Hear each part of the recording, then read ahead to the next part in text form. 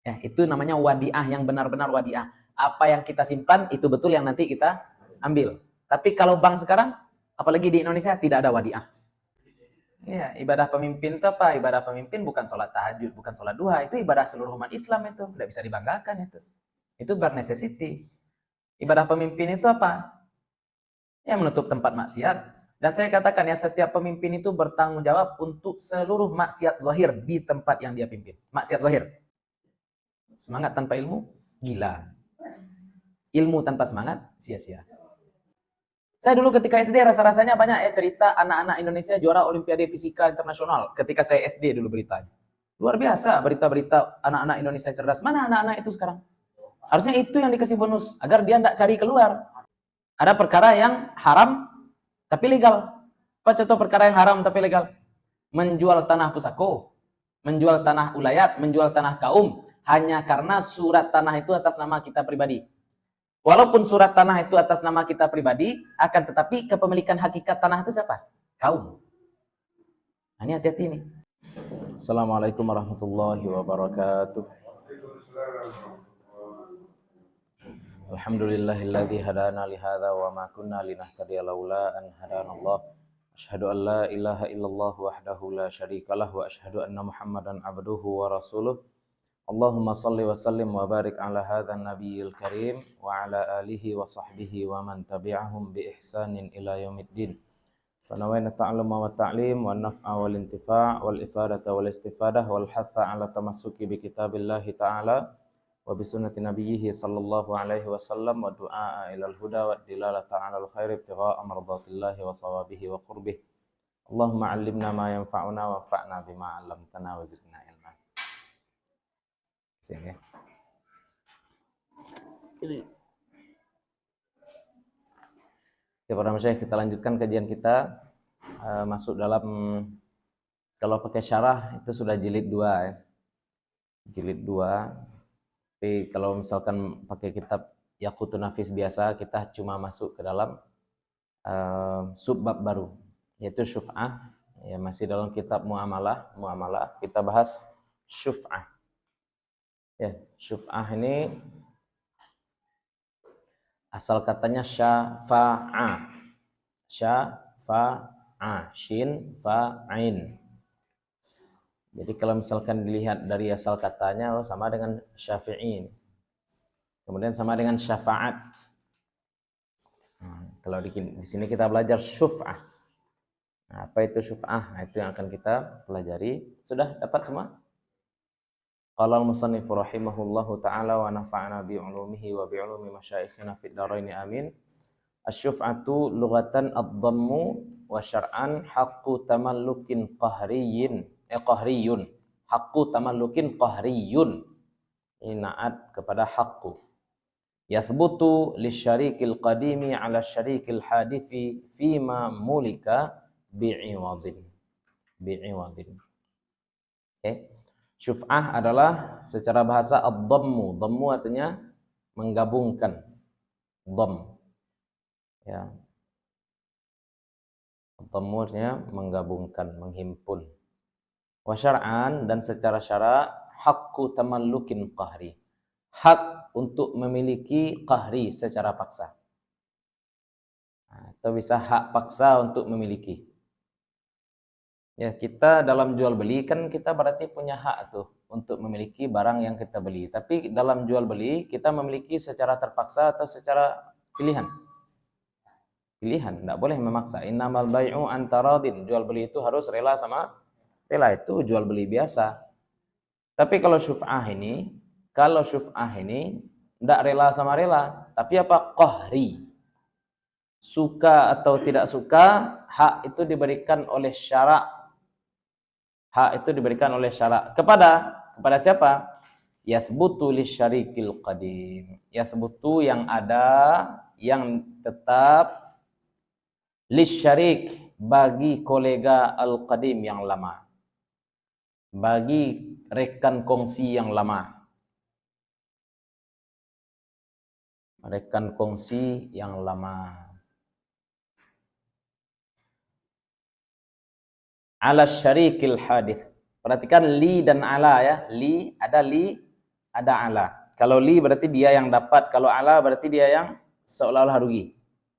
Seolah-olah rugi. Ala syarikil hadithi, atas kolega yang baru. Ya, atas kolega yang baru, fima mulika, fima pada barang yang mulika dimiliki, bi'iwadin, dengan iwad, ada gantinya.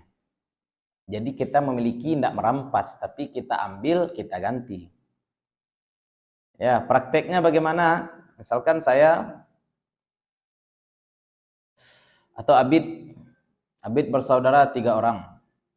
Dan ketiga-tiganya punya kuda. Satu kuda dimiliki oleh 3 orang. Satu kuda dimiliki oleh 3 orang. Kemudian Abid menjual bagian kudanya. Bukan kudanya dijual ya, tapi apa? Sepertiga dari kuda dijual kepada orang lain. Ya, tanpa seizin saudara-saudara Abid yang 2 orang. Oke, sampai di sini paham ya? Dia menjual saham kudanya kepada orang lain tanpa izin pemilik saham yang lain. Ya, atau dia punya restoran seperti ini. Restoran ini misalkan dimiliki oleh 2 orang. Kemudian misalkan saya dan Abid yang punya restoran ini. Saya jual 50% saham saya di restoran ini kepada Ustaz Adi. Ya, harusnya Abid berhak tahu enggak? Kenapa berhak tahu? Iya, karena kalau saham ini dijual kepada orang lain, berarti Abid akan melakukan usaha bersama orang baru ini. Berarti dia harus, masalahnya sekarang Abid tahu enggak? Maka ketika Abid enggak tahu dan saham sudah terjual, jual beli tadi sah enggak? Sah. Oke. Saya jual saham saya 50% untuk restoran ini kepada Ustadz Adi. Jual belinya sah atau tidak? Sah. Oke. Tapi Abid kena mudarat enggak gara-gara jual beli yang sah ini? Kena mudarat. Nah, karena ada mudarat itu, syara memberikan kepada Abid hak untuk menarik 50%. Ya. Paham ya? Sehingga ujung-ujungnya Abid memiliki 100%. Istilahnya kalau saya mau menjual juga jangan ke orang lain, harusnya ditawarkan dulu kepada siapa? Kawan ya, kolega kita, bilang saya mau menarik diri dari kepemilikan restoran ini. Ya, mau dijual ke orang lain atau kamu yang mau mengakuisisi semua? Harusnya kita katakan seperti itu. Tapi ini enggak, saya langsung saja menjual kepada orang lain. Kita enggak tahu sejarah mereka berdua dulu ketika sekolah. Saya jadi Ustaz Adi membeli Abid dulu kan bisa jadi seperti itu kan. Pada siapa dijual saham restoran? Pada Ustaz Adi.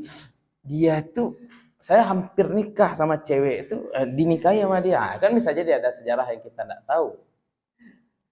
Ya, atau dia pernah punya riwayat, ini orang ini tidak jujur, orang ini seperti itu. Maka dikasih oleh syarak dari para komplain, karena memang hak penjualan barang tadi dia juga punya ya.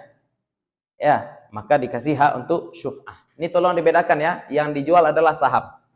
Bedakan antara menjual barang yang dimiliki tapi punya batas. Contoh, ada batas apa? Rumah atau ruko dua pintu. Pintu yang sebelah kanan Abid punya, pintu sebelah kiri saya punya. Ya, ada pintu kanan, ada pintu kiri. Ruko 2 pintu, tapi bangunannya 1, tapi pintunya 2. Kalau saya mau jual kepada siapapun, Abid tidak berhak larang. Kenapa tidak berhak larang? Karena batasan kepemilikannya jelas. Tapi kalau saham, batasan kepemilikannya di mana? Ini contoh nih, ini restoran ini kita miliki berdua misalkan. Yang punya Abid sebelah mana? Setiap partikel restoran dimiliki berdua. Makanya itu namanya apa? Musya' ya, sesuatu yang dimiliki secara saham.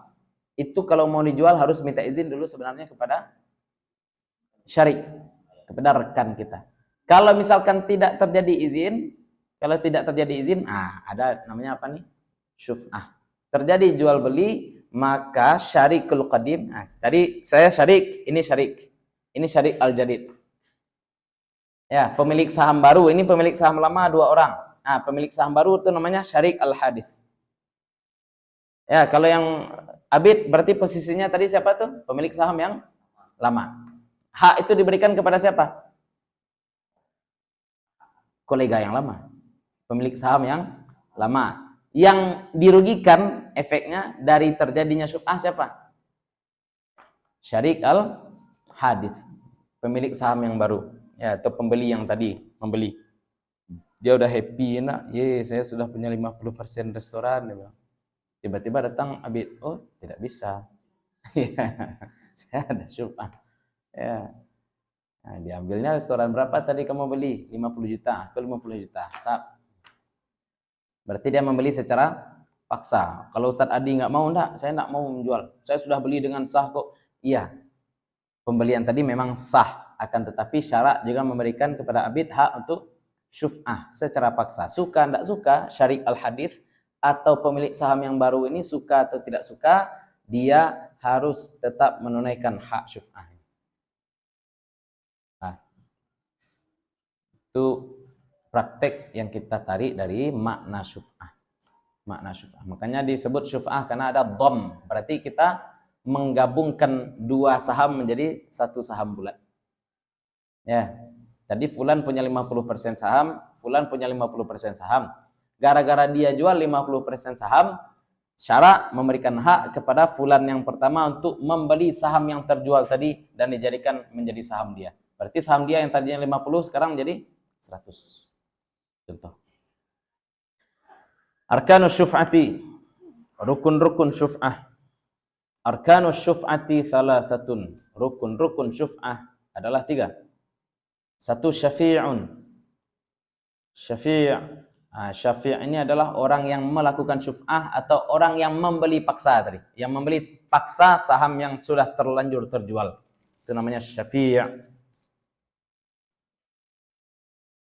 Orang yang membeli paksa hak yang sudah terlanjur terjual. Itu namanya syafi'.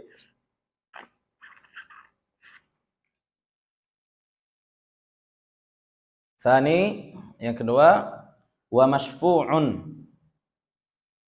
Dan barang yang sudah terlanjur terjual. Masyfu', barang yang sudah terlanjur terjual. Wa masyfu'un minhu. Masyfu'un minhu, orang yang digabungkan darinya atau orang yang disyuf'ah darinya. Ini adalah kolega baru tadi. Ya, pemilik saham baru tadi yang tidak jadi memiliki. Kenapa tidak jadi memiliki? Ya, gara-gara itu.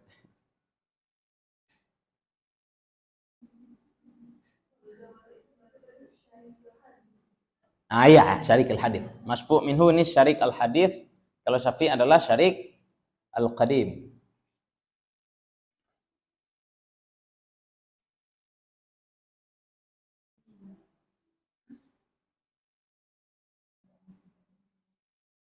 Hujan terus hari selesai. Ya, 2 minggu lalu hujan lagi. Tidak apa-apa, mantap. Hujan itu enak.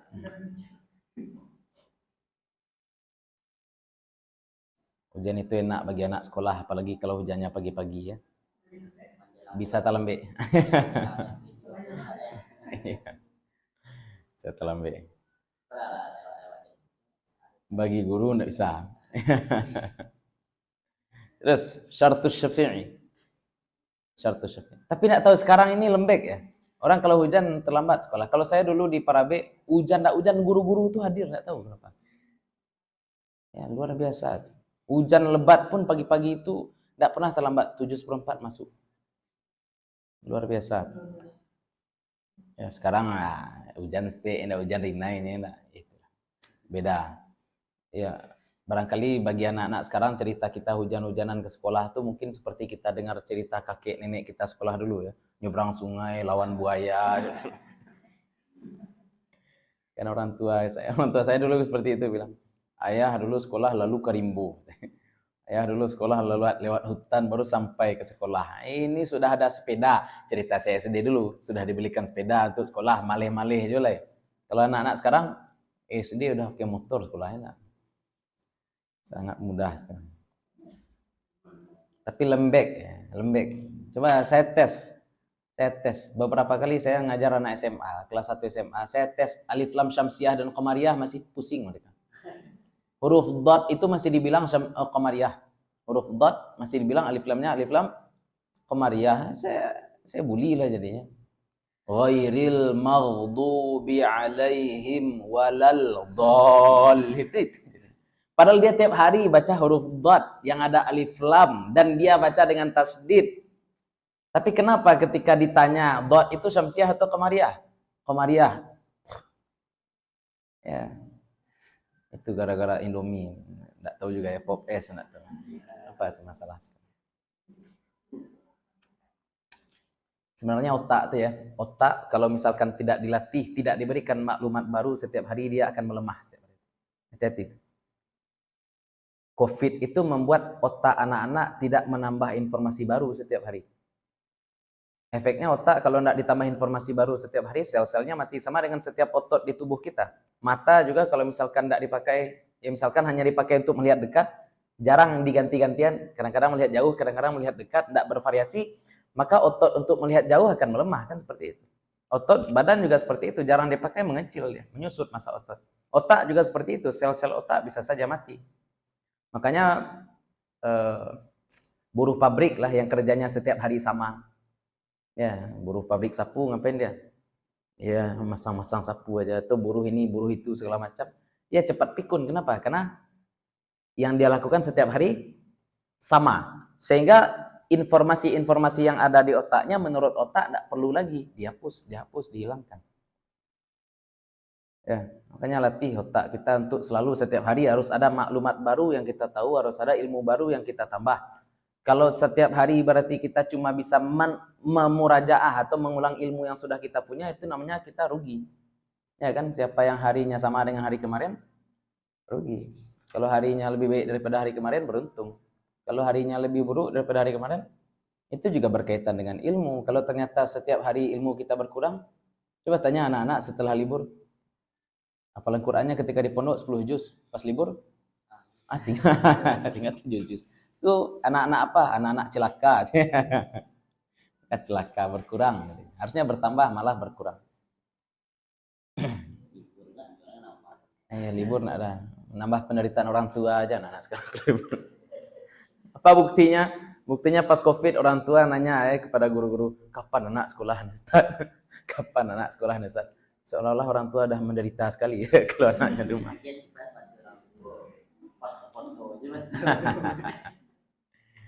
Jadi memang beda level. Dan ya, iya itulah. Ya biarlah anak-anak umum ya, jangan sampai anak-anak kita seperti itu juga. Kalau ada anak kita, kemenakan kita paksa untuk selalu nambah hal baru setiap hari. Kalau enggak mati saja selotak. Ya kan anak-anak tuh setiap hari melatih jempol aja. Ya matilah selotak. Tambah bodoh lah jadinya. Nah lanjut, syaratus syafi'i, syarat syafi', syarat orang yang diberi hak syuf'ah itu apa? Kaunuhu syarikan, itu aja. Adalah dia syarik. Adalah dia syarik. Apa arti syarik? Kolega. Memang dia punya hak.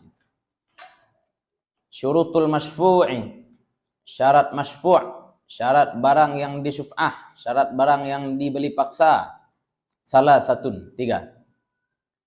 Ayyakuna mimma yaqbalul qismata.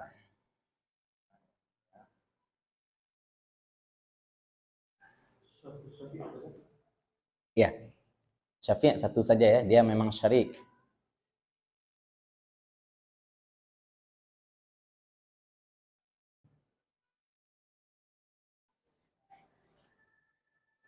Bahwa adalah barang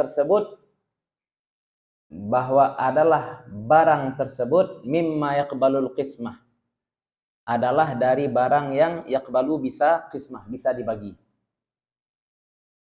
Dia bisa dibagi. Kuda enggak masuk tadi. Sorry ya contoh kuda tadi.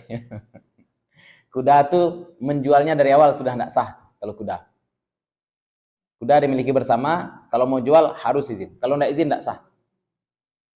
Tapi kalau rumah bisa sah. Kenapa? Karena rumah besar bisa dibagi enggak? Bisa, dia giring diam. Contoh, terjadi disput, ya terjadi masalah yang tidak mungkin bisa diselesaikan antara dua orang pemilik rumah. Solusi terakhirnya bagaimana? kasih tembok. Ya, dikasih apa? Tembok. Nah, itu solusi. Jadi rumah itu yaqbalul qismah. Rumah itu bisa dibagi. Yang tidak bisa dibagi apa contohnya tadi? Kuda, apa lagi? Nah, kuda bertikai 2 orang, ya enggak? Dibagi kuda, gimana caranya? Nah, kamu pantatnya, kamu kepalanya, enggak bisa. Ya, atau dia sama-sama punya budak. Dia pergi ke pasar, butuh budak. Budak apa? Budak Inggris. Kenapa butuh budak Inggris? Kami mau belajar bahasa Inggris. Kita katakan tujuan membeli budak bukan cuma buat kerja-kerja kasar ya. Ada budak yang memang dibeli untuk ya kegiatan-kegiatan ilmiah. Dia enggak pandai ilmu falak. Kalau mau nyewa guru mahal. Dicarinya budak ke pasar. Ada enggak kira-kira budak yang pandai ilmu astronomi? Bisa jadi ada. Oh, ini budak nih mantap. Berapa harganya? Sekian dah. Beli budak. Setelah tamat, yang satu sudah paham ilmu falak, yang satu lagi enggak paham. Enak, tapi yang ngasih makan berapa orang?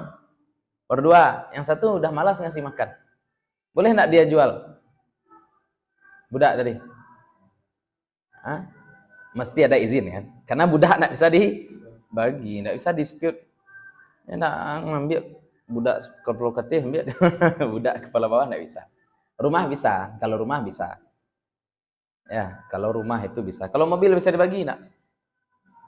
Enggak. Pedang juga enggak bisa dibagi. Pedang dimiliki berdua enggak bisa dibagi. Ya, kamu ambil ganggangnya, saya ambil pedangnya.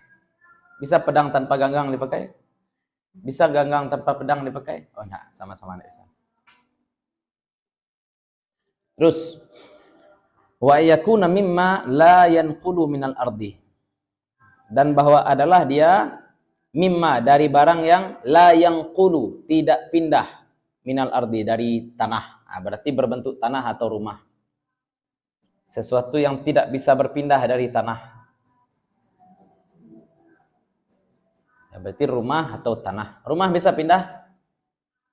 Bisa, rumah panggung santri-santri Mustafawiyah diangkat oleh 4 orang bisa. Ya kan tetap saja rumah butuh tanah ya. Butuh tanah tetap.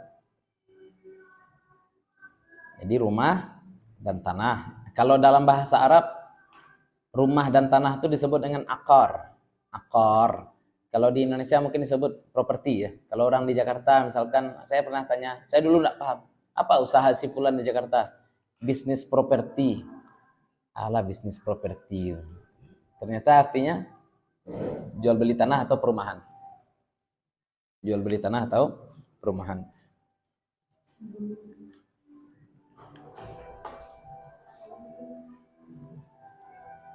Terus wa an yamlika wa ayyum laka bi'iwadin, dan bahwa dimiliki dia bi'iwadin, dengan iwad. Ya, dengan cara membeli juga. Ini contoh, saya dan Abid punya rumah. Janganlah saya dan Abid, bahaya nanti. Abid dan Fulan punya rumah. Abid dan Fulan punya rumah. Kemudian si Fulan mati, berarti rumah tadi menjadi milik siapa? Ahli waris Abid. Oke? Saya dan Abid, Abid dan Fulan punya rumah. Ketika si Fulan ini mati, 50% dari rumah tersebut menjadi milik siapa? Ahli warisnya. Istrinya atau anaknya. Nah, sekarang boleh enggak Abid mendatangi istri dan anaknya? Suami kamu sudah mati, sekarang saya mau syuf'ah. Enggak bisa. Kenapa? Karena istri dan anak tidak membeli bagian si Fulan, tapi dapat secara waris. Ya, makanya kalau misalkan syarik atau koleganya menjual, baru ada hak syuf'ah. Tapi kalau dimiliki secara hibah gimana cara membelinya lagi? Ya, hibah enggak bisa dibeli lagi. Enggak bisa dibeli lagi. Karena mesti ada iwad. Ya. Contohnya waris juga enggak bisa. Karena syuf'ah ini ujung-ujungnya nanti kan kita membeli secara paksa. Membeli paksa sesuai dengan harga jual tadi. Tapi kalau enggak dijual ya bagaimana? Dengan berapa kita mau beli? Enggak bisa. Berarti bukan syuf'ah. Berarti kita membeli nanti. Harganya disepakati kemudian. Bisa dengan kesepakatan hakim, bisa dengan kebijaksanaan hakim. Tidak sah beli paksa kecuali hakim yang memaksa.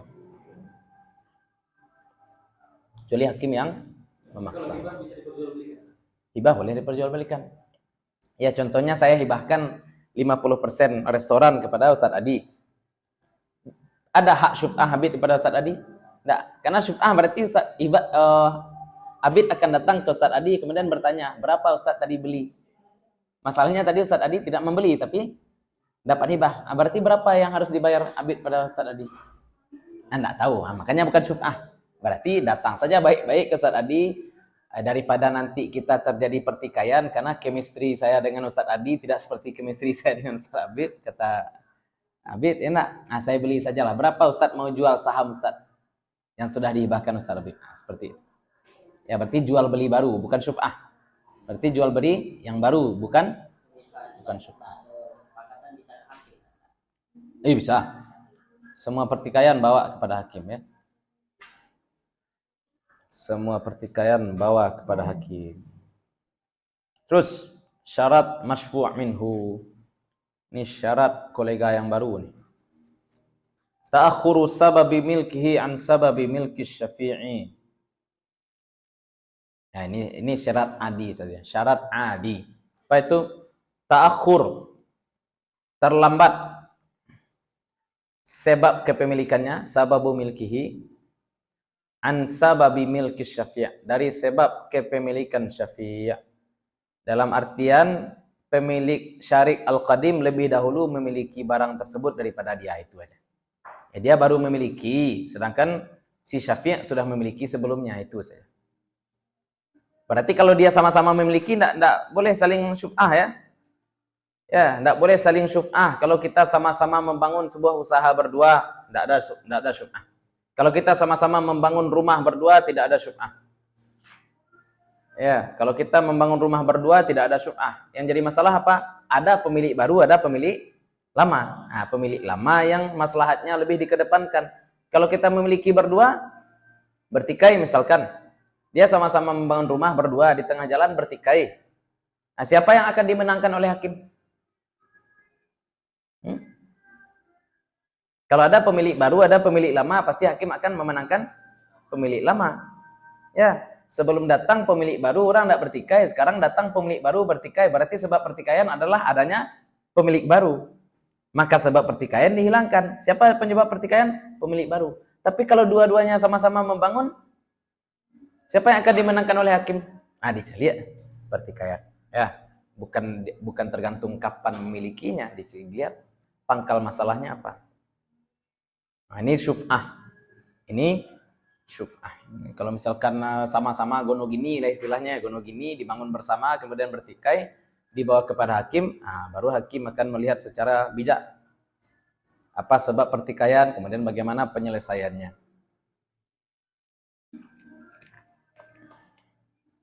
Lanjut. Suratus syuf'ati. Bentuk syuf'ah. Suratus syuf'ati ayyakuna baina Zaidin wa Amrin darun. Bahwa adalah antara Zaid dan Amar sebuah rumah. Jadi Zaid dan Amar sama-sama memiliki rumah. Fayabi'u Zaidun hissatahu minha min Bakrin.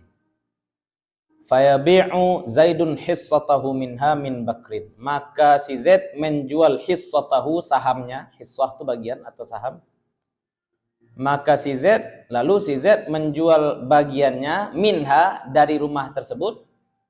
Kepada siapa dia jual? Min Bakar. Kepada si Bakar. Ya, dia jual sahamnya terhadap rumah tersebut kepada Bakar. Berarti ada Zaid, ada Amar, ada si Bakar. Pemilik lama siapa nih? Zaid dan Amar. Yang punya hak syuf'ah siapa nih? Amar. Ya. Masyfu' minhu siapa nih? Bakar, ya. Maka berkata Amar kepada si Bakar, akhadtu hissataka bisyuf'ah. Akhadtu, saya ambil hissataka, saham engkau bisyuf'ah, dengan hak syuf'ah. Ya, bukan dengan membeli, tapi membeli paksa, syuf'ah. Saya ambil saham engkau dengan syuf'ah. Wa yaqbidu Bakrun ats-tsamana. Kemudian si Bakar yaqbidu mengambil ats-tsaman, harganya.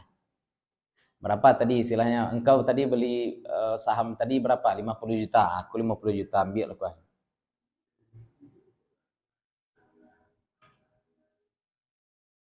Au yarda bikaunihi fi dhimmati Amrin. Atau rela si Bakar, au yarda atau rela si Bakar bikaunihi dengan adanya saman, dengan adanya harga itu fi dhimmati Amrin, dalam tanggungan utang si Amar. Nah, istilahnya si Amar mengambil saham tadi tapi duitnya belum ada. Boleh tuh Ustaz, enggak kontan boleh. Asal si Bakar rela. Ya sudah, ambillah saham ini. Berapa tadi kamu beli dari si Z? 50.000. Nah, ya sudah. Saya belum ada 50.000, utang dulu deh. Nah, jadi sip. Nah, boleh, itu namanya fi dhimmah ya. Fi dhimmah itu artinya apa? Dalam tanggungan, berutang. Berutang itu fi dhimmah namanya. Au yaqdi lahul qadi bisyuf'ah. Atau kalaupun yang berdua ini tidak ada akad syuf'ah, kalau hakim yang memberikan hak syuf'ah berarti terlaksana syuf'ah. Au yaqdi lahul qadi, atau mengqadha atau memutuskan lahu baginya si Amar bisyuf'ah, dengan syuf'ah.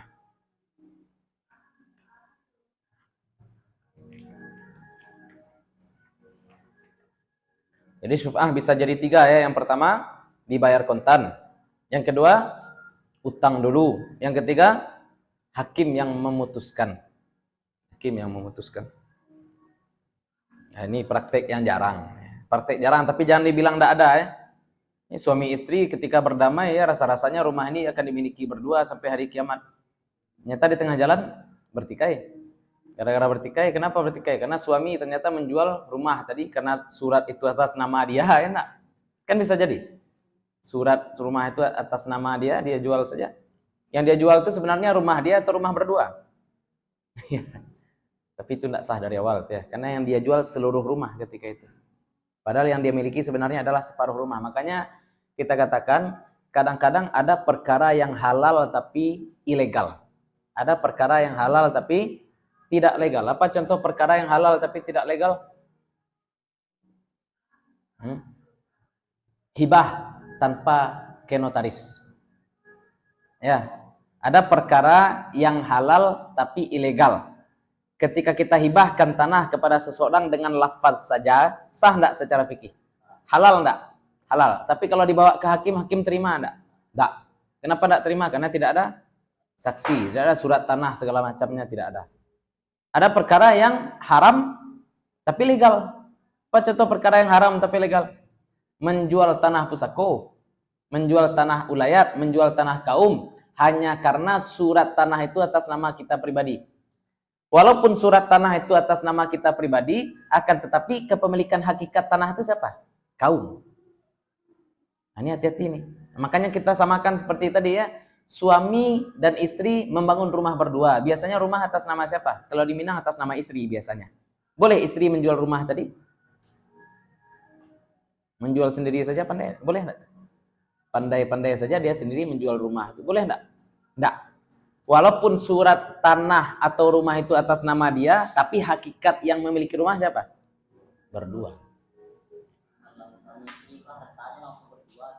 Enggak, harta suami, harta istri, harta suami.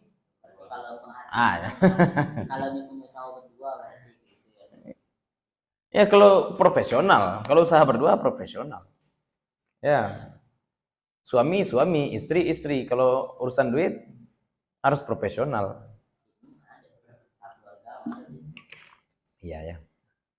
Gak susah di Indonesia. Di Indonesia ini krisis profesionalisme dan kekeluargaan. Ketika kita bekerja kita dituntut profesional tapi gajinya kekeluargaan ya. Kan keluarga ini, mohon maaf ini contoh ya. Di sekolah bunyi bel. Di sekolah bel berbunyi. Murid boleh keluar enggak ketika guru masih menjelaskan?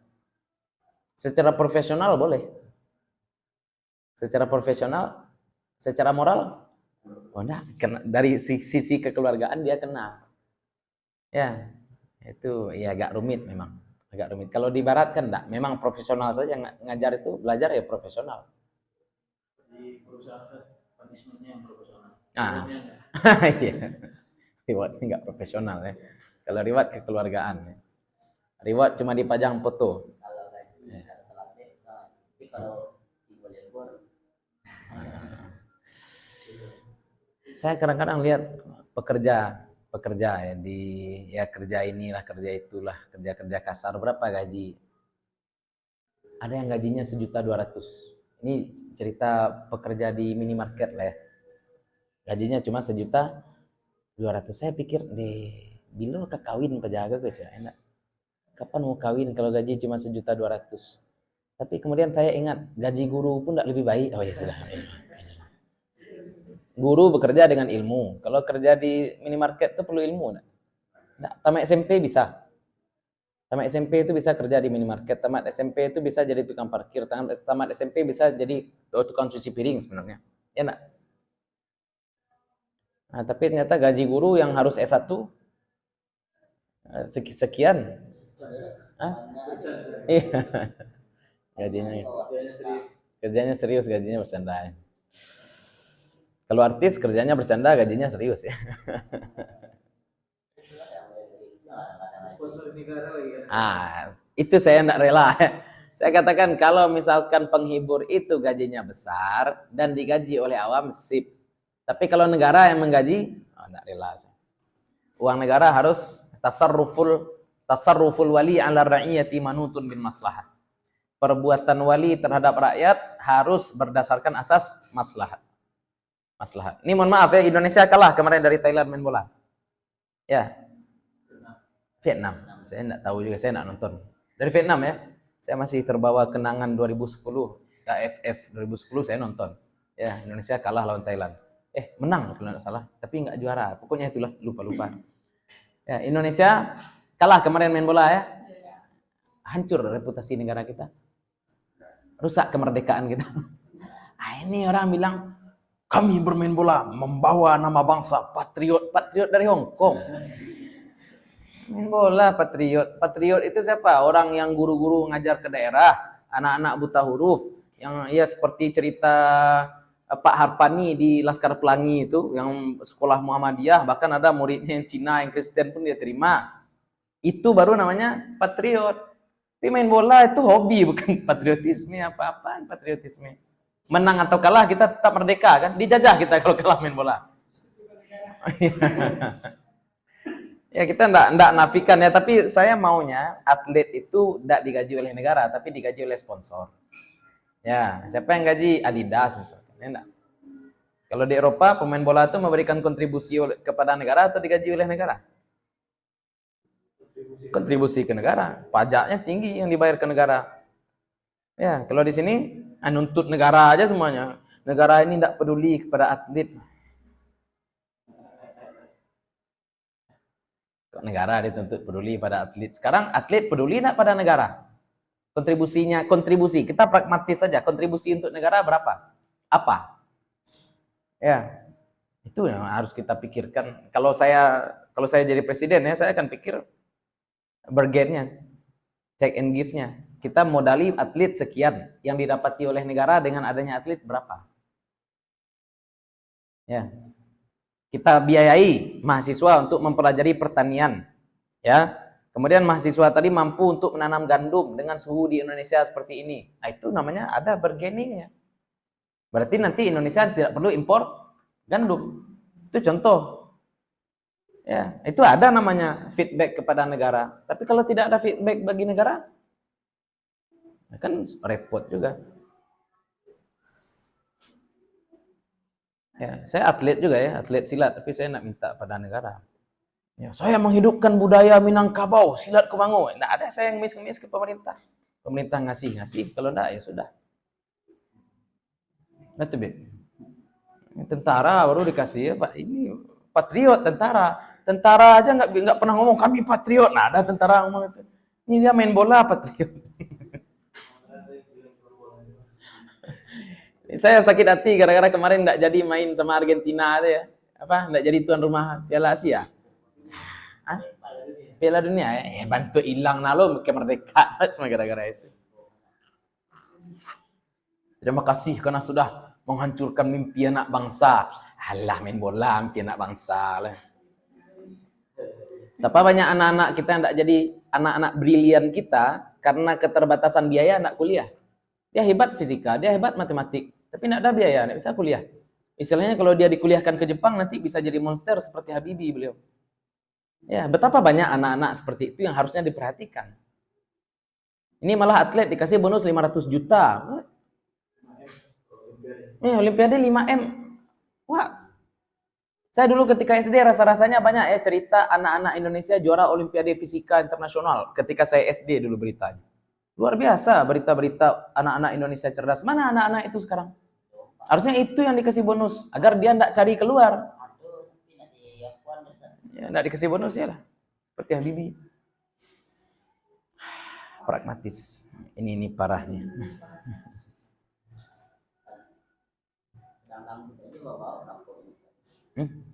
Apa? Iya, paski itu untuk latihan baris berbaris ngibar bendera butuh berapa lama latihan? Jujur aja lah. Bagi anak yang sudah pernah belajar pramuka ketika SD, belajar PBB, baris berbaris, ketika dia ingin menjadi anggota paski nasional, latihan berapa hari kira-kira? 3 hari cukup nggak? Cukup nggak Pak 3 hari? Nyolah belajar PBB ketika SD. Kan hanya sekedar menyinkronkan dengan kawan-kawan lain kan? Kan cukup 3 hari. Ya. Kenapa sekarang lama latihan? Dia lo pitih banyak. Kenapa? Terlalu boros. Banyak pemborosan negara ini banyak. Ya, kalau tahun kemarin saya protes kenapa? Upacara kemerdekaan nyanyi. Yang nyanyi siapa? Perempuan Babigen. Wah, merdeka buat bapirangan bentuk buat penjajah apa-apaan. Ini ada lagi sekarang. Wongkong ini dulu ya. Ini parah.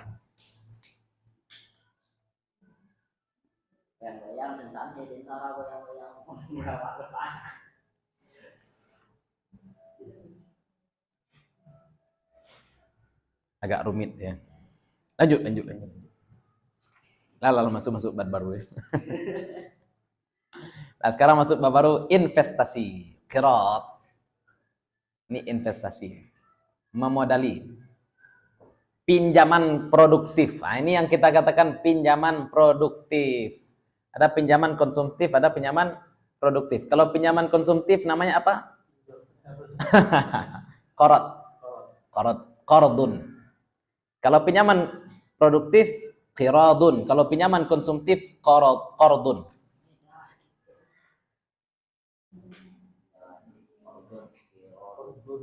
Itu berarti pasif. Berarti untuk konsumsi. Nah, kalau qirad fi'il madinya qarada yuqaridu muqaradatan wa qiradan wa qiradan, berarti saling untung. Kalau kita meminjamkan barang pada orang lain, yang untung siapa? Yang meminjamkan untung, lapang. Kesempitannya sekarang terasa lapang. Tapi kalau kita pinjamkan barang untuk orang lain bisa berusaha, yang untung siapa? Berdua. Makanya wazannya qirad, fi'il madinya qarada yuqaridu muqaradatan wa qiradan wa qiradan. Nah, ini qirad. Ini masdar lain dari muqaradah. Muqaradah tuh faidatul binanya apa? Musyarakah. Kalau qardun pinjaman. Qardun biasa. Qarada yaqridu konsumtif ya. Pinjaman pasif. Pasif namanya. Saya kurang paham. Pinjam pasif tuh pokoknya untuk beli rumah, pinjaman untuk beli motor, untuk bayi anak sekolah, itu konsumtif. Tapi kalau pinjaman untuk usaha, nih, qirad. Lah, ini berkaitan dengan bunga bank juga nantinya. Kita minjam duit ke bank untuk apa? Lihat. Itu konsumtif.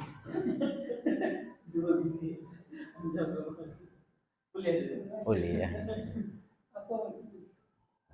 Ya maksudnya tuh. Ini parah nih. Kalau yang bujang ngece enggak ada. Iya.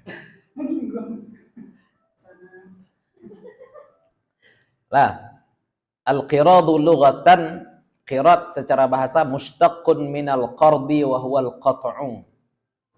Mushtaqun terambil dari qarat. Nah, asal katanya qardun juga. Dan dia adalah al-qat'u, dan dia adalah memotong. Al-qat'u memotong.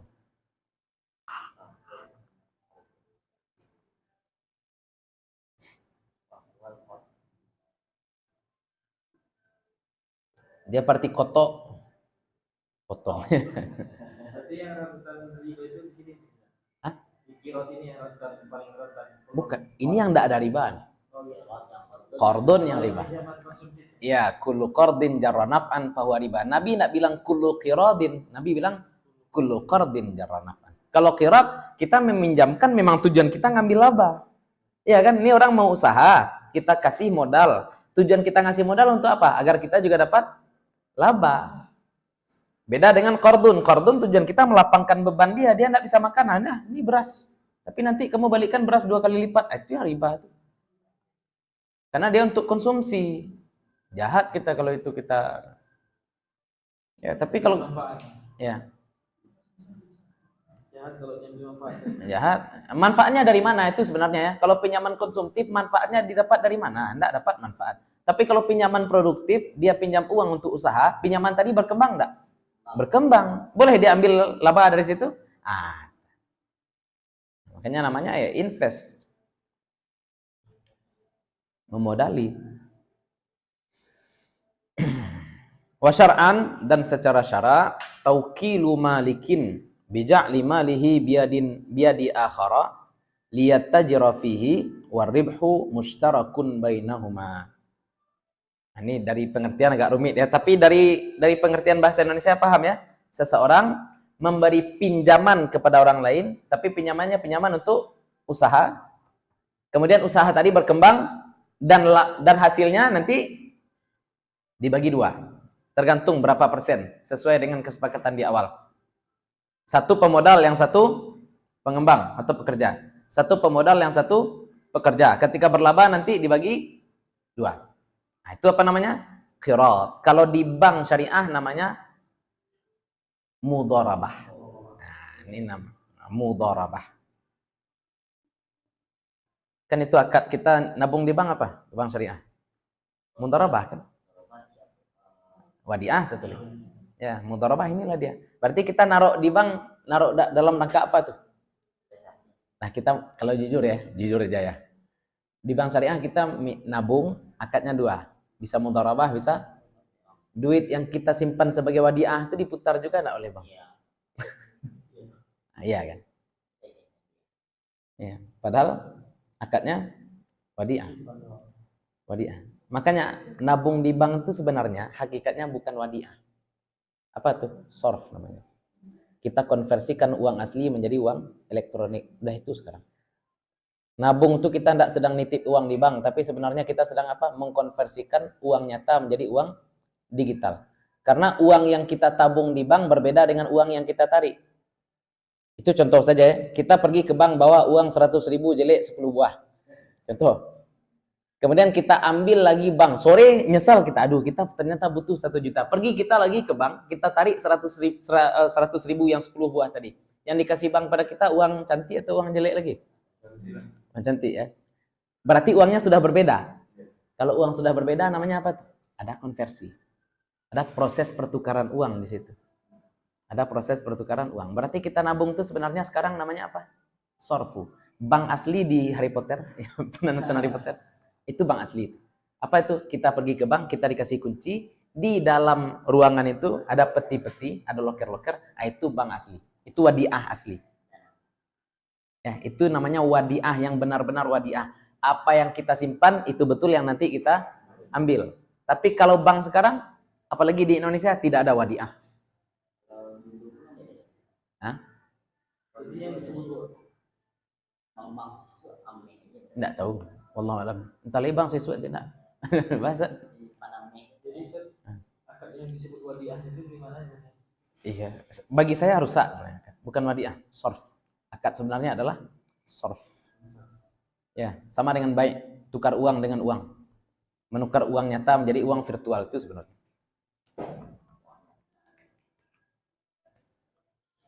Karena uang yang kita tabung, uang yang kita serahkan kepada bank berbeda dengan uang yang ada di rekening kita. Uang yang ada di rekening kita berbeda dengan uang yang kita tarik, ya enggak? Transfer uang. Ada unsur ribanya kan? Asal kontan enggak riba. Misalnya ketika kita serahkan uang kepada bank, langsung masuk ke rekening kita, berarti kan kontan. Berarti kan tidak ada penundaan. Kita ragu nasiah ya. Istilahnya kita menyerahkan uangnya pagi, baru masuk ke rekening kita siang, berarti ada nasiah. Ada penundaan. Kalau terjadi inflasi tiba-tiba jam 10 pagi. Kita ngasih uang 1 juta kepada bank jam 7 pagi. Dia baru masukkan ke rekening kita jam 12. Kalau terjadi inflasi atau deflasi jam 10 jadinya gimana? Nah, kan riba nasiah masalahnya di situ. Ya. Kita transfer uang, kita pergi ke Bank BRI untuk anak kita yang ada di Jakarta misalkan, atau untuk keluarga kita di Jakarta. Pergi kita ke BRI, kita store duit 1 juta kepada BRI. Kemudian saudara kita yang di Jakarta bisa tarik uang 1 juta. Transfer itu apa namanya? Ngirim uang namanya. Nilai uang. Ada proses. Apa prosesnya? Pertama, duit nyata 1 juta diganti menjadi duit digital. Kemudian duit digital, chipnya dikirim ke pusat bank. Kemudian yang di Jakarta pun bisa mengakses duit digital tadi sehingga dia tarik duit digital tadi menjadi duit nyata kembali. Itu sudah berapa akad terjadi itu. Ya, uang asli berubah jadi uang digital. Kemudian uang digital diubah kembali menjadi uang asli. Itu ekonomi kontemporer itu. Ini yang banyak orang tidak paham ya. Sehingga kemudian katakan bahwasanya ekonomi kontemporer ini sesimpel ekonomi dulu. Enggak, ekonomi dulu tuh ekonomi dulu simpel. Ekonomi sekarang jangan dibilang simpel. Ribet. Tidak bisa kita hitam putih ini riba, ini tidak riba, tidak bisa. Saya katakan ya sejarah uang, kita ada berapa orang nih? Ini contoh, saya bank. Saya bank. Kemudian Abid nabung 100 juta kepada saya. Abid nabung 100 juta. Berarti bank, saya sebagai bank punya berapa duit sekarang? Pekerjaan Abid, tukang misalkan. Atau kontraktor. Kemudian Ustadz Adi minjam 100 juta dari bank. Ustadz Adi minjam kepada bank berapa? 100 juta. Duit siapa yang saya kasih ke Ustadz Adi? Duit Abid. Sekarang Abid punya buku tabungan. Tulisan di buku tabungannya berapa duit? Ada duitnya di bank? Enggak. Ada tulisannya di buku? Sekarang Ustadz Adi pegang duit 100 juta. Kemudian Ustadz Adi ingin bangun rumah. Diteleponnya Abid. Bid, tolong bangunkan saya rumah. Harus selesai gajinya 100 juta. Selesai rumah. Berdiri rumah. Ustadz Adi tinggal di rumah. Abid dapat 100 juta. Abid nabung lagi ke bank. Berapa duit yang tertulis di rekening Abid? 200 juta. Berapa utang Ustadz Adi kepada bank? Andai Abid tiba-tiba ingin narik 200 juta, bank punya duit enggak? Nah, itu yang menyebabkan krisis andai orang melakukan penarikan tiba-tiba satu hari semua. Ya.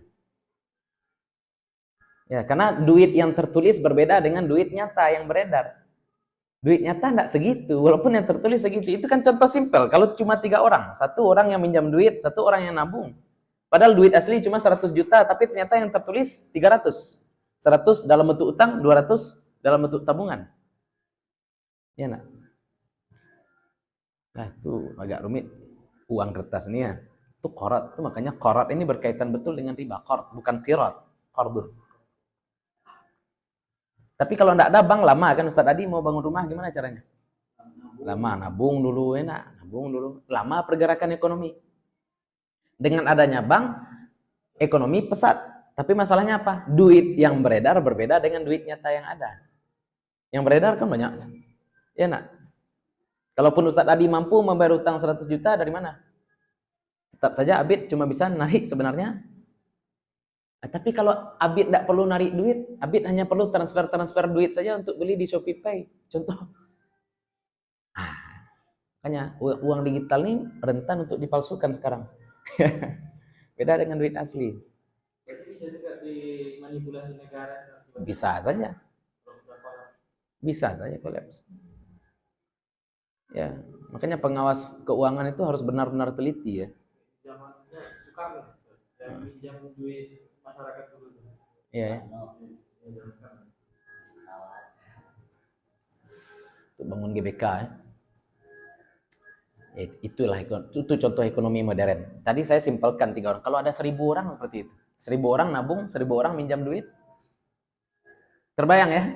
Kompleksnya ekonomi modern seperti itu. Makanya jangan asal hitam putih aja. Nggak bisa kita katakan ekonomi modern itu hitam putih.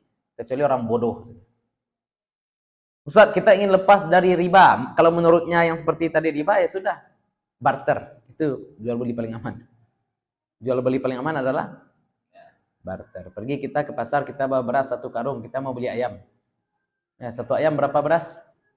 8 liter. 8 liter. Ada penjual ayam tapi dia nggak butuh beras. Dengan apa saya mau beli beras, beli ayam nih? Apa katanya? Saya butuh minyak. Apa ilah ke kedai minyak? Saya mau beli minyak. Untuk apa beli minyak? Untuk membeli ayam. Terbayang ya? Terbayang rumitnya kalau nggak ada emas atau nggak ada duit ya? Kita mau beli ayam. Penjual ayam bilang saya butuhnya minyak. Sedangkan kita cuma punya, berarti kita pergi kemana dulu? Penjual minyak. Kita tukar pula beras kita dengan minyak dulu. Ya enggak? Ternyata penjual minyak enggak butuh beras. Dia butuhnya garam. Pergi pula kita ke ribet. Itu contoh barter ya. Kalau perdagangan zaman Nabi itu gimana? Barter atau Enggak, mas dan perak. Tapi barter diterima.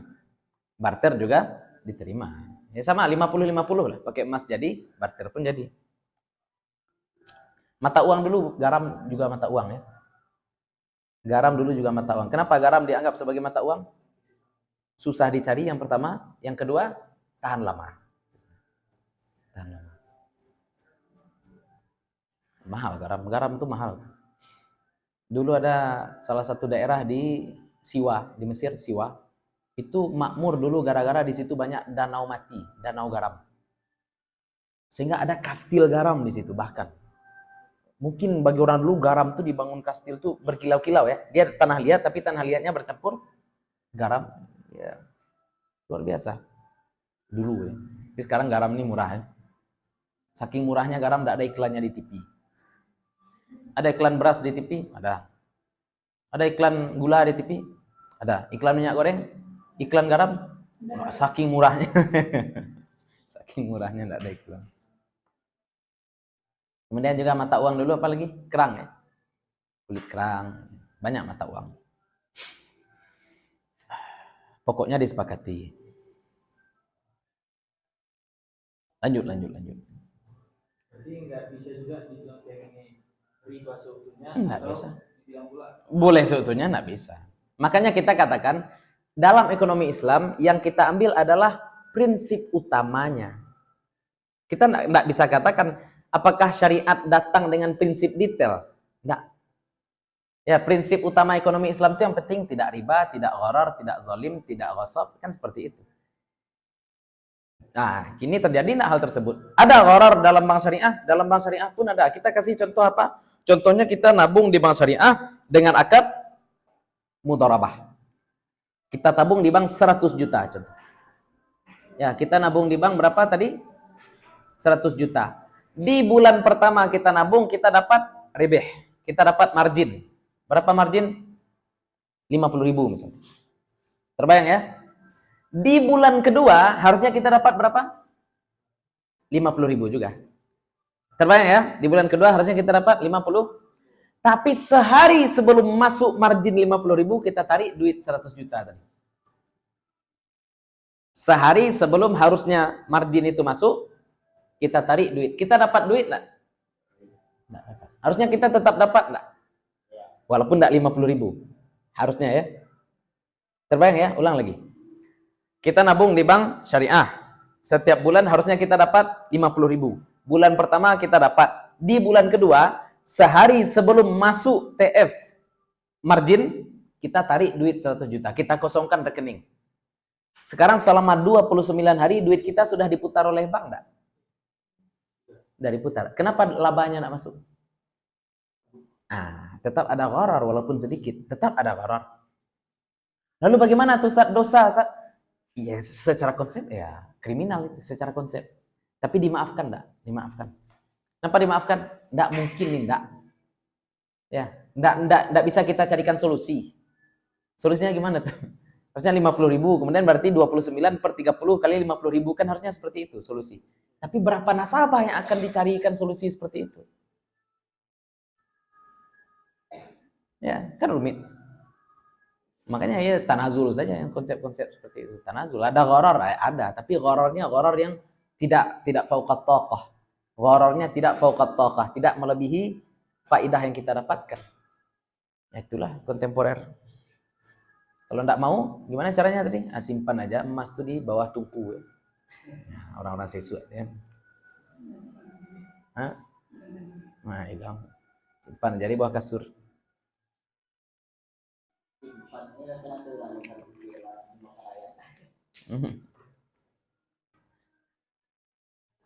Yang paling aman memang cara nyimpan orang dulu, akan tapi ekonomi tidak berkembang. Ekonomi tidak berkembang. Ya. Agak rumit. Tertinggal kita. Jadi satu kota itu ternyata dibangun atas dasar hutang aja semuanya. Atas dasar hutang. Yang kayak Qatar kemarin tuh. Yang mengadakan Piala Dunia itu kalau diputar duitnya nggak ada. Gimana? Padahal mereka kan punya duit banyak. Ya. Cuma karena supaya dia mutar, diadakan Piala Dunia. Gitu. Iya. Dari tanam-tanam. Itulah ekonomi modern. Ini orang tidak belajar ekonomi fikih pun kantuk-kantuk belajar pesantren. Aku riba, aku ikut riba tu. Tentu tidak ada. Ya sekarang dia ditanya tentang ekonomi modern, blank. Ditanya tentang fikih muamalah, blank. Tapi kemana-mana jualan anti riba. Yang dia perangi tidak tahu. Ya, dia memerangi riba, tapi dia tidak tahu apa itu riba. Ada berapa pembagian riba, tidak tahu. Beda qarat dan qirat, tidak tahu. Beda qarat dan qirat, tidak tahu. Lalu apa yang diperjuangkan? Kita anti bid'ah. Pengertian bid'ah itu apa? Sesuatu yang tidak dilakukan Nabi. Nabi ada ngajar ilmu tajwid. Tidak ada, berarti bid'ah tidak. Tidak, itu masalah lain. Ya. Itu masalah dunia. Itu cuma wasilah. Maulid Nabi itu juga cuma wasilah untuk mencintai Nabi, kata kita. Maulid Nabi juga cuma wasilah untuk mencintai. Enggak, Maulid Nabi itu ritual. Ritual itu ada rukun, ada syarat, ada pembatal, ada sunnah, ada makruh. Oke? Maulid Nabi itu apa rukunnya? Enggak ada. Apa syaratnya? Apa pembatalnya? Apa sunnahnya? Apa makruhnya? Ritual itu ada awal, ada akhir. Seperti sholat, awalnya takbir, akhirnya. Maulid Nabi awalnya apa? Tidak ada. Akhirnya tidak ada. Kenapa dibilang ritual? Itu bukan ritual berarti. Ritual itu mesti ada tadi ya. Ada rukun, syarat, pembatal, ada sunnah, ada makruh, ada awal, ada akhir. Itu baru ritual. Jadi Maulid Nabi itu ritual? Tidak. Itu bukan ritual. Itu cuma adat. Nah ini orang, itulah contohnya. Perangi bid'ah, tapi makna bid'ah tidak tahu. Ya. Amar ma'ruf, nahi mungkar. Kami menegakkan amar ma'ruf, nahi mungkar. Apa pengertian ma'ruf? Pokoknya amar ma'ruf. Ya, saya pun tidak tahu sebenarnya. Pokoknya Allahu Akbar. Nah, itu untuk pamungkas penutup. Ya. Semangat tanpa ilmu gila. Ilmu tanpa semangat sia-sia. Ilmu tanpa semangat sia-sia, semangat tanpa ilmu gila, kan gila. Berjuang demi agama. Kamu paham agama? Allahu Akbar. Kan gitu aja. Ya cebok kan terlibat tuh enggak. Berjuang demi agama, apa-apaan berjuang demi agama. Apa syarat berjuang demi agama? Panjangkan jenggot. Jenggot itu apa? Sunnah yang wajib. Sunnah yang wajib. Sunnah yang wajib. Tunggu. Maksudnya apa gitu kan? Sunnah tapi wajib. Apa-apaan? Sunnah atau wajib? Berarti dia membagi sunnah. Ada sunnah yang wajib, ada sunnah yang sunnah. Ada sunnah yang mubah. Ada pula nanti sunnah yang haram. Ada sunnah yang haram? Ada apa sunnahnya? Kalau kita katakan, makanya sunnah itu harus dipahami dulu. Apa makna sunnah? Sunnah versi orang hadis artinya segala sesuatu yang disandarkan pada Nabi. Apapun yang disandarkan pada Nabi namanya sunnah. Wajib itu apa tuh? Fikih lagi. Fikih lagi. Jadi kalau ada orang bilang sunnah yang wajib artinya perbuatan Nabi ataupun sesuatu yang disandarkan pada Nabi yang hukumnya wajib. Apa contohnya? Sholat 5 waktu. Ya, ada sunnah yang haram? Ya, beristri lebih dari 4. Ya, itu sesuatu yang disandarkan pada Nabi tapi hukumnya haram. Harus jelas. Ini definisi versi siapa? Kita juga sudah sampaikan kemarin kalam. Kalam menurut ahli nahu kalam itu apa? Al-lafzul murakkabul mufidu bil watni. Lafaz yang terangkai. Berarti minimal berapa kata? 2 kata. Tapi kalau menurut ahli fikih kalam itu apa? Dua huruf atau 1 huruf yang punya makna. Dalam artian pembatal salat salah satunya apa? Kalam ya. Kalamul amdi. Bicara dengan sengaja. Maksud bicara dengan sengaja itu apa? 2 huruf atau 1 huruf yang memiliki tidak harus 2 kata. Kalau orang baru belajar nahu kemudian belajar fikih, pembatal salat adalah kalam. Allahu Akbar. Kabau. Batal salat? Oh enggak. Karena kabau itu mufrad, belum murakkab. Itu campur aduk. Belum lagi kalam dalam permasalahan tauhid. Kalam dalam tauhid itu apa tuh? Sifat Allah. Sifat, bukan makhluk. Sifat Allah. Kalau menurut Mu'tazilah, sifat itu tidak ada. Kalau menurut Mujassimah, sifat itu materi. Berarti ketika dia katakan Allah punya sifat kalam, berarti Allah punya makharijul huruf. Sampai segitu. Karena menurut mereka Allah berkalam dengan huruf dan suara. Kalau berkalam dengan huruf dan suara, berarti setiap huruf punya makhraj. Berarti Allah punya khaysyum, punya halak. Oh ya, subhanallah. Nah, hati-hati ya, kalau kita kalam itu sifat Allah. Allah berkalam dengan huruf dan suara? Tidak. Kenapa? Karena huruf dan suara adalah makhluk dan Allah bukan makhluk. Simpelnya seperti itu. Ya nanti kita bahas ya di kajian Sabtu malam. Nah, itu sampai nanti kita akan membahas sifat kalam. Apa sebenarnya sih yang membuat Imam Ahmad dan Mu'tazilah Al-Ma'mun itu bertikai? Itu sebenarnya bukan tentang masalah apakah Al-Quran makhluk atau tidak. Yang dibahas itu kalamullah sebenarnya. Yang dibahas itu sebenarnya adalah, kalau ditanya pada Imam Ahmad, nih kertas Al-Quran nih, makhluk enggak? Pasti Imam Ahmad akan katakan, makhluk. Ya. Ketika ada yang baca Quran, suara orang baca Quran itu makhluk enggak? Makhluk suara orang baca Quran. Berarti yang dipermasalahkan Imam Ahmad dan Al-Ma'mun itu apa? Bukan Qurannya sebenarnya, tapi apa? Sifat kalam tuh, kalam Allah. Sifat kalam itu apa tuh? Bagi Mu'tazilah sifat kalam adalah makhluk. Bagi Mujassimah fisik. Bagi Imam Ahmad sifat selesai tanpa takyif. Nah, itu nan athariyah, itu yang Hambali, akidah Hambali seperti itu. Tidak ditakwil, tapi maknanya wallahu alam. Itu beda dengan orang sekarang yang ngaku Hambali. Nah, tapi isbatul makna. Kita isbat juga ya, tapi yang kita isbat lafaz. Kita sepakat ya wajah Allah, pasti selalu banyak kitab-kitab ulama kita ibtigha wajhillah. Selalu seperti itu, mencari wajah Allah. Apa arti wajah Allah? Wallahu alam dah, tafwid. Tapi kalau bagi orang ini wajah Allah tuh sifat fisik. Wah, ini kacau. Fisik bahasa Arabnya jisim, menetapkan fisik bagi Allah berarti mujassim. Mujassim. Kalau dalam mazhab Hambali mu'tamadnya apa? Man qala annallaha jismun laisa kal ajsam kafar. Siapa yang mengatakan Allah itu fisik tapi fisiknya berbeda dengan fisik makhluk, maka dia telah kafir. Ah, itulah. Karena fisik itu sudah makhluk.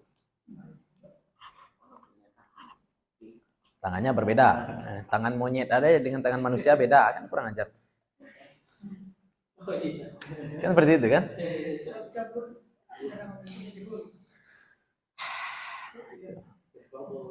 Ya, sebenarnya ibadah paling baik di akhir zaman seperti sekarang adalah tidur. Sebenarnya, tapi saya tidak mau tidur. Enak aja tidur. Masa singa aswaja tidur? Ya, kacau. Aneh, karena saya pikir-pikir kenapa saya nikah dengan orang Payakumbuh. Secara matematik tidak masuk. Secara matematik saya nikah dengan orang Payakumbuh ini tidak masuk. Kenapa tidak masuk? Yang pertama, pondok-pondok tua di Payakumbuh sudah pudar. Beda dengan Bukit Tinggi. Saya kan dari atas Bukit Tinggi. Kalau di Bukit Tinggi, pondok-pondok tua, jaya, Canduang, Pasir, Parabe, Lasih, ya, berjaya semua. Apalagi di Pekumbuh nih, kawan-kawan saya enggak banyak. Nah, kawan-kawan saya di Pekumbuh enggak banyak. Ya, lawan banyak. Apalagi amplop Ustaz Bukit Tinggi lebih gadang. Amplop kalau Bukit Tinggi lebih gadang beresiko deh. Ya, kenapa saya nikah dengan saya pikir-pikir, oh, barangkali ada hikmahnya. Ya, hikmahnya agar ya karena ya bukan cuma jumpa Abid ya, karena memang di sini sarangnya ya dikirimkan oleh Allah yang mampu yang mampu tinggal di sarang. Ya, sarang Khawarij akhir zaman. Kalau nggak kuat-kuat apa aja bisa ramah bisa. Iya, memang ya. Itulah, alhamdulillah. Ya dimudahkan saja bagi Allah. Iya, enggak apa-apa. Saya kadang-kadang malam minggu nyanyi juga sini. Nyanyi religi enak. Masya Allah. Ustaz Habib ini suaranya bagus, tapi salahnya ahli bid'ah. Lanjut. Nyanyi. Itu juga masalah nyanyi ya.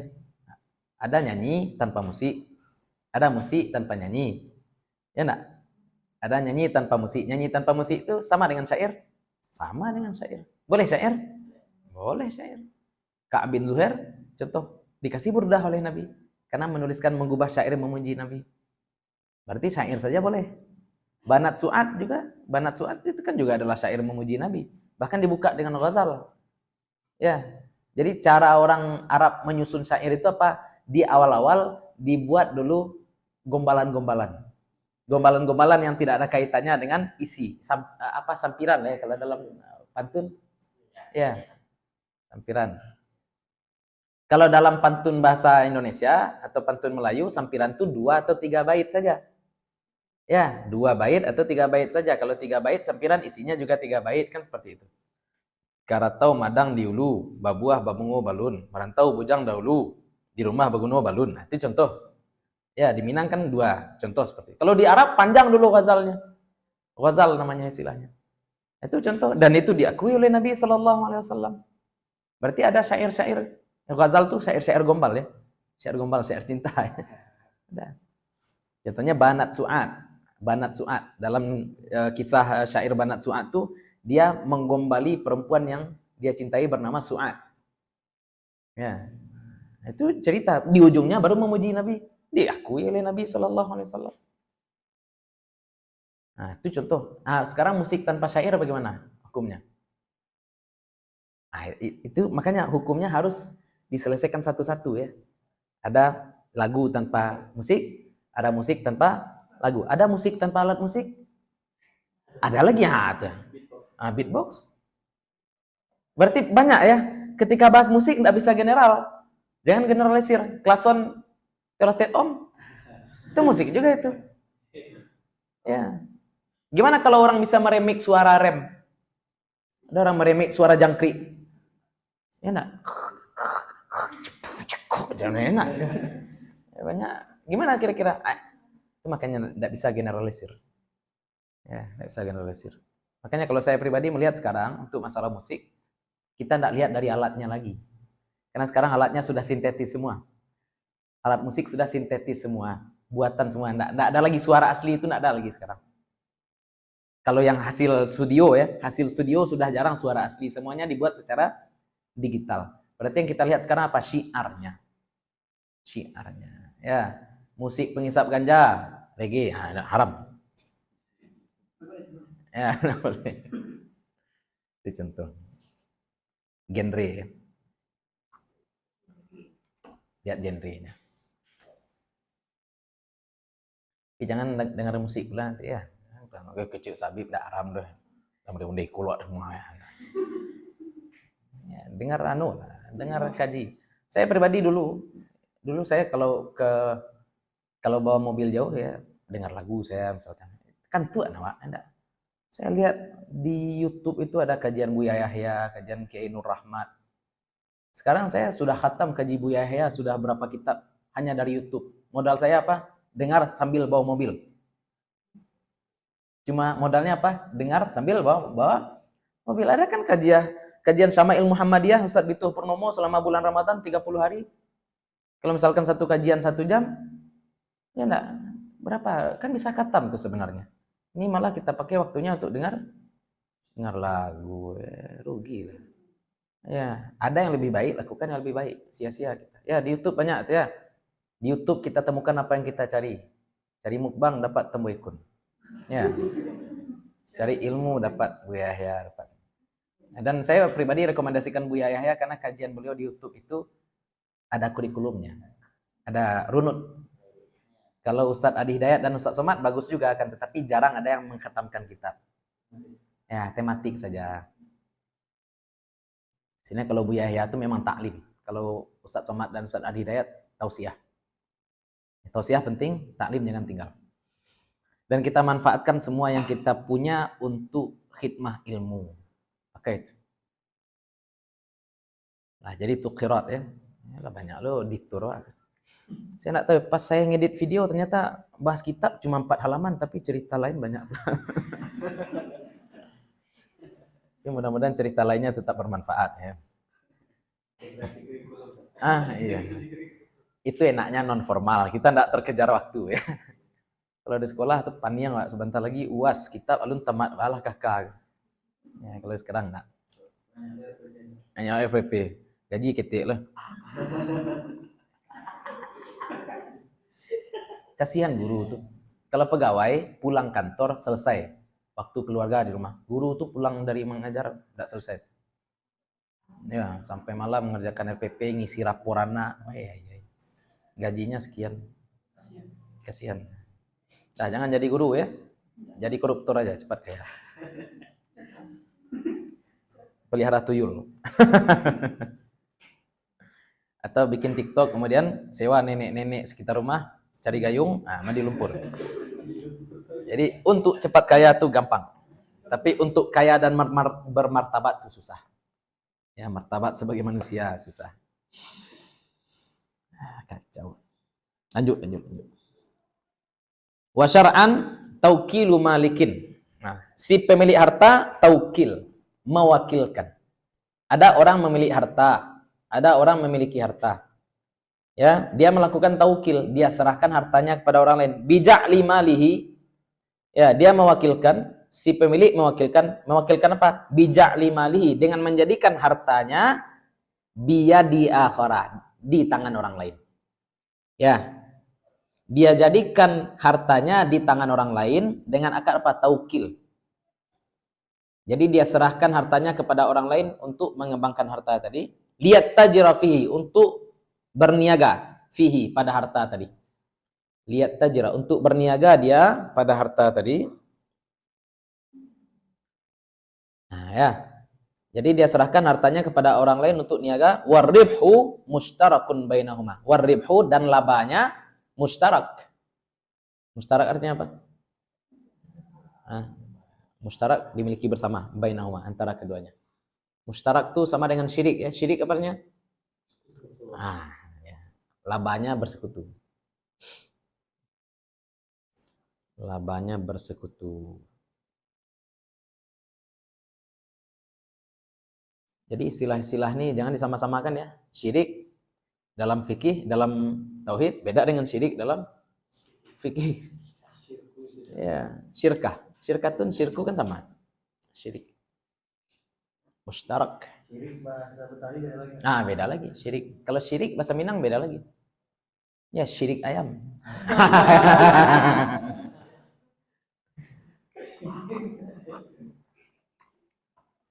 Syirik aja lu. Itu kalau di Jawa ya, di Jakarta ya, syirik aja lu. Itu hasad. Kalau syirik di Arab sekutu, kalau di Minang beda. Tahu dong syirik yang di Betawi. Iya.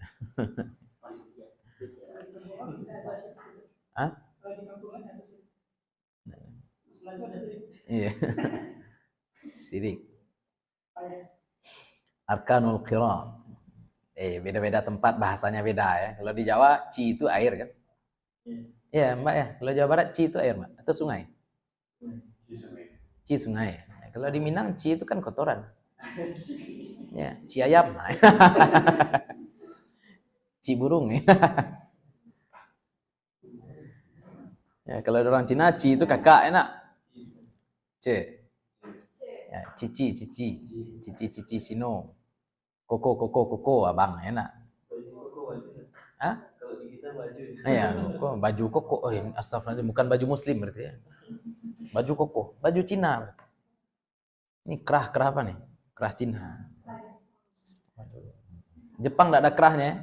Jepang tuh kimono ya. Itu asimilasi kebudayaan. Makanya ajaran Islam luas itu jangan dipersempit. Jangan hanya pakai jubah saja. Pakai baju apapun enggak masalah, yang penting nutup aurat dan patut. Lanjut. Arkanul qirat, rukun qirat. Rukun mudharabah atau qirat. Arkanul qiradi sittatun, 6. Rukun qirat ada 6. Malikun, pemilik harta. Investor. Pemilik harta. Amilun, pengembang. Pekerja. Nah, kalau Nabi dan Khadijah berarti Khadijah jadi apa tuh? Malikun, Nabi jadi amilun. Maisarah jadi supervisor.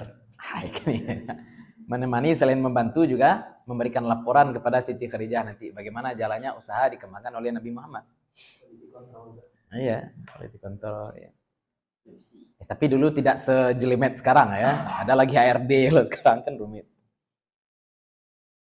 Wa malun dan harta. Wa amalun dan pekerjaannya. Dagangnya apa? Dagang ganja kah dia?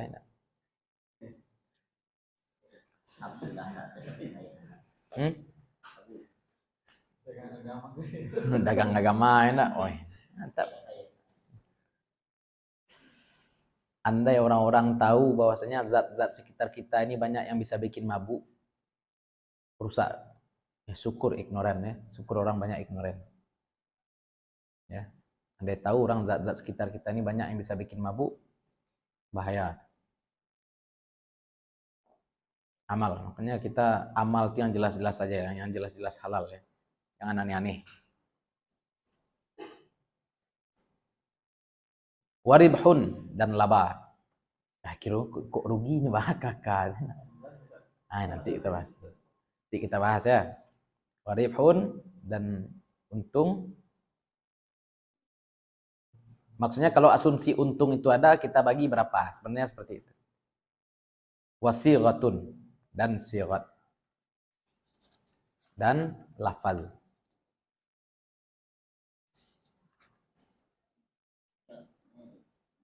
Nah, ini agak rumit ya sebenarnya cara menghitungnya. Cara menghitungnya agak rumit. Tapi konsepnya seperti ini ya, qirat atau mudharabah. Saya pinjamkan kepada Ustadz Adi 100 juta untuk usaha. Oke? Misalkan kita sepakat pinjamnya selama 1 tahun. Tahun depan Ustadz Adi harus kembalikan 100 juta ke saya. Harus kembalikan 100 juta ke saya. Sisanya itu yang disebut dengan laba. Sedangkan 100 juta itu namanya malun. Modal awal. Lah modal awal mau untung mau rugi tetap harus kembali bulan. Ini bukan syirkah. Kalau syirkah rugi sama rugi, untung sama untung. Ini namanya qirat. Saya pinjamkan 100 juta kepada Ustadz Adi, mau Ustadz Adi untung atau rugi, yang 100 juta harus tetap balik. Tapi kalau andai Ustadz Adi beruntung, labanya kita bagi sesuai dengan kesepakatan. Kalau syirkah, waf atau lebih pemodalnya? Iya, terserah pemodal berapa. Kalau ini surang itu. Ya. Nah, ini masalah kita sekarang apa tuh? Seolah-olah ketika pemodal minta duit bulat, dia bilang apa? Oh, kita akan kerja sama. Ya, untung sama untung, rugi sama rugi. Oh, enggak bisa seperti itu. Itu syirkah. Sekarang qirat. Yang satu sudah mengeluarkan usahanya, dayanya. Dayanya apa? Memberikan modal 100% bulat. Kita sebagai pengembang harus berpikir sebelum minjam modal pada orang lain, usaha kita bisa berkembang enggak? Jadi seandainya rugi, dia nanggung itu. Dia nanggung. Ya, pokoknya raksumal harus balik bulat.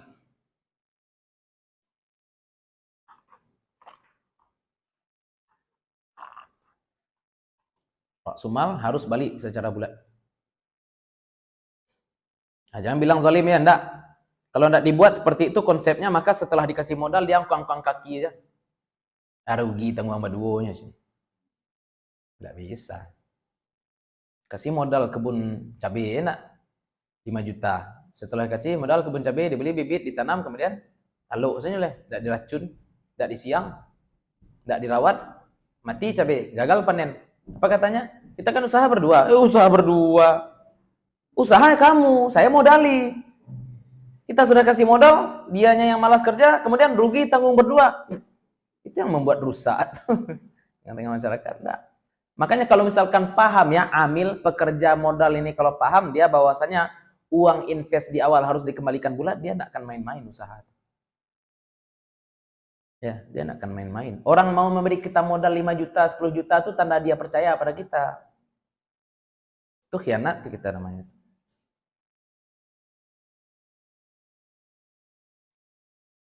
Nah, jadi yang dibagi dua cuma ribih ya, ribuhun. Sedangkan malun harus dikembalikan bulat. Makanya rukunnya ada 6.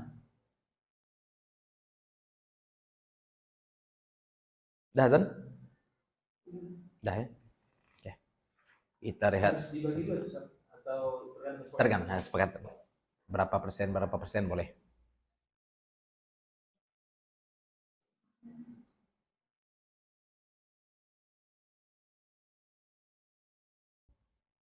Hari Sabtu nanti kita akan ada diskusi membahas tentang bid'ah ya.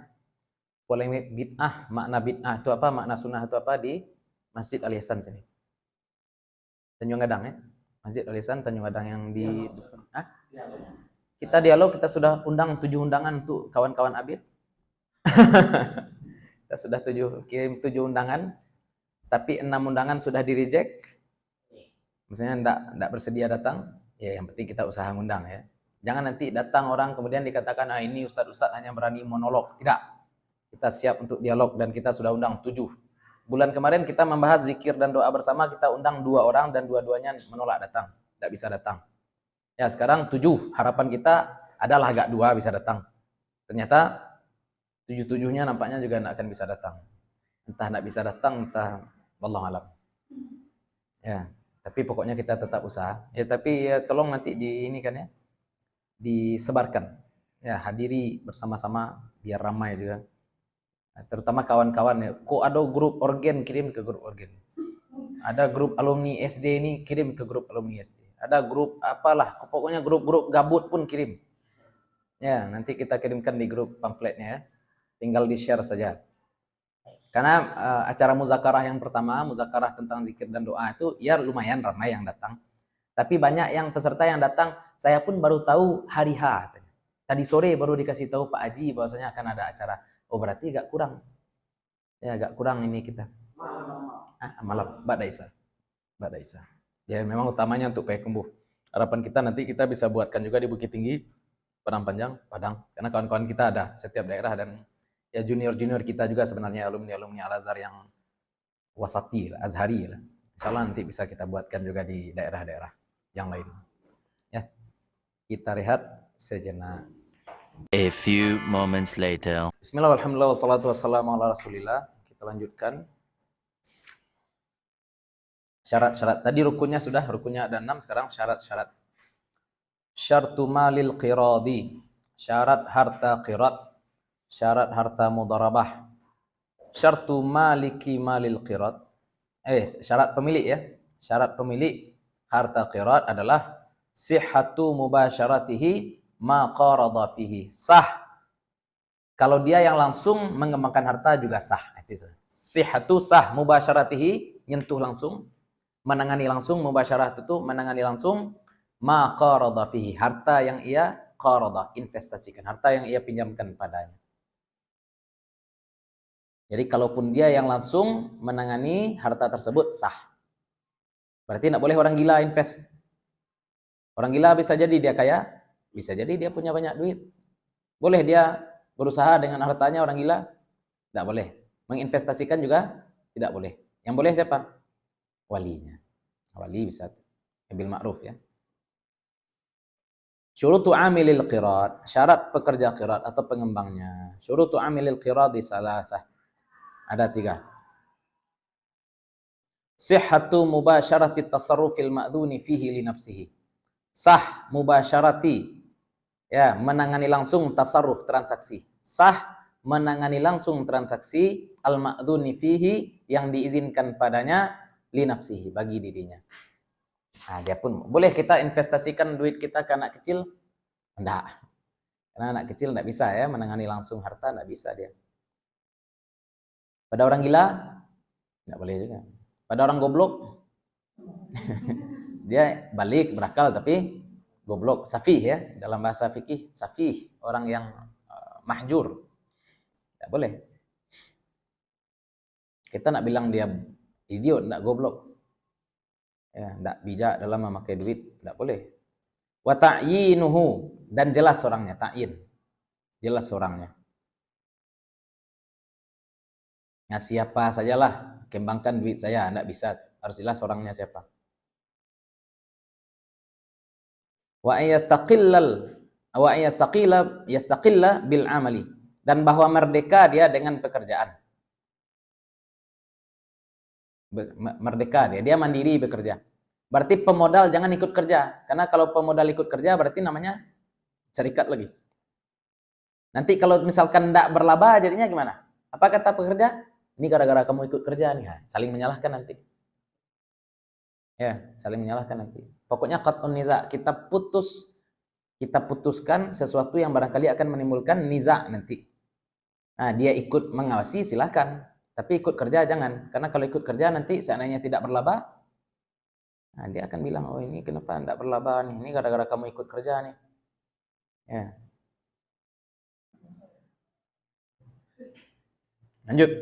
Pokoknya dia merdeka, kerjanya apa, dagangnya apa, merdeka, jangan diatur-atur. Syurutu malil qirat, syarat harta qirat, thalathah, ada 3. Ayyakuna naqdan, harus duit, tidak boleh encik lado, tidak boleh kain, harus berbentuk duit. Kenapa berbentuk duit? Agar duit tadi bebas mau dijadikan usaha dalam bentuk apa. Kalau dikasih lele gimana jadinya? Paniangnya enak, baca lele. Tapi kalau duit, mau dia nanti dagang sarung, mau dia nanti dagang pecel, terserah. Pokoknya kita cuma ngasih duit.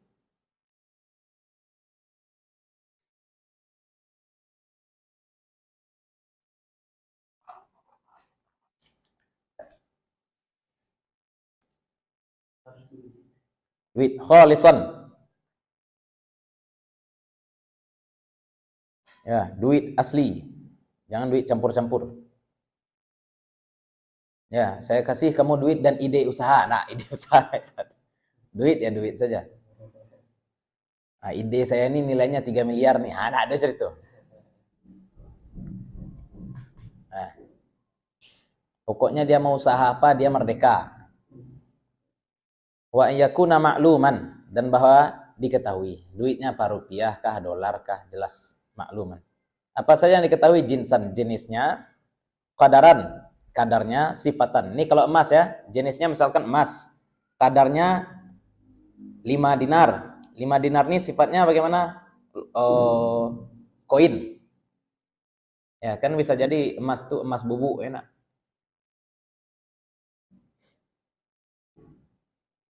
Dia orang dulu kalau misalkan jajan setengah dinar, gimana cara jajannya?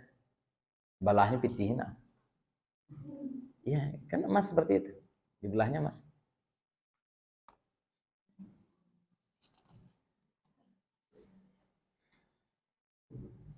Jadi kalau di pinjaman, kalau usaha untuk membeli bahan baku usaha, Boleh. Tapi kita tidak atur. Untuk apa pinjam duit? Untuk usaha. Terserah usahanya apa, pokoknya labanya nanti. orang yang mau pinjamkan, saya pinjamkan duit sekian untuk membeli bahan baku usaha. Ya, tidak harus bahan baku dia. Tidak harus bahan baku. Pokoknya untuk usaha. Tapi boleh terserah, jadi untuk usaha. Pokoknya untuk usaha. Pokoknya dikembangkan duit. Perlu dipastikan nggak jenis usaha? Tidak. Yang penting usaha halal ya. Yang penting usahanya usaha makzun yang diizinkan, usaha halal. Usaha bikin kafe yang jual bir,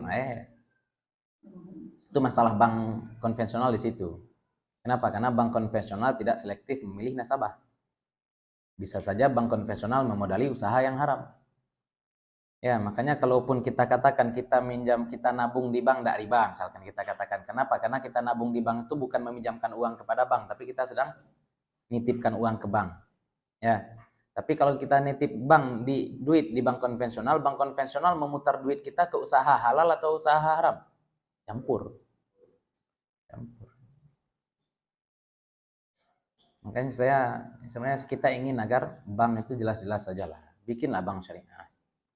Ya, masa susah betul. Katanya adat basani syarak basani kitabullah. Sakalah sama Riau. Riau sudah syariah, Bang Riau Kepri. Enggak.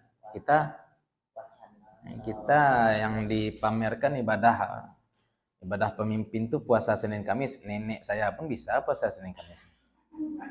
Ya, ibadah pemimpin itu bukan puasa Senin Kamis, tapi mengkonversi bank konvensional menjadi bank syariah. Itu baru ibadah pemimpin. Ya, ibadah pemimpin itu apa? Ibadah pemimpin bukan sholat tahajud, bukan sholat duha. Itu ibadah seluruh umat Islam itu. Tidak bisa dibanggakan itu. Itu bar necessity. Ibadah pemimpin itu apa? Ya, menutup tempat maksiat. Dan saya katakan ya, setiap pemimpin itu bertanggung jawab untuk seluruh maksiat zahir di tempat yang dia pimpin. Maksiat zahir. Kalau maksiat batin, tidak urusan dia. Orang berzina di tempat tersembunyi, itu tidak urusan dia. Tapi kalau ada lokalisasi, dia tanggung jawab. Ada orang yang terang-terangan menjual tua, dia tanggung jawab.